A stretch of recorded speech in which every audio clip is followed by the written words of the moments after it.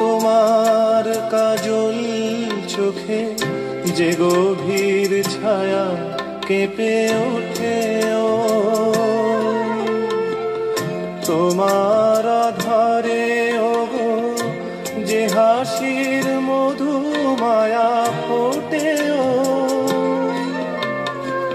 তারাই অভিমান বোঝে না আমার, বলে তুমি তো আমায় ভালোবেসেছ, শুধু আমার গোপন ব্যথা কেঁদে কেঁদে কয় কেন আরো ভালোবেসে যেতে পারে না হৃদয়। আমি এত যে তোমায় ভালোবেসেছি।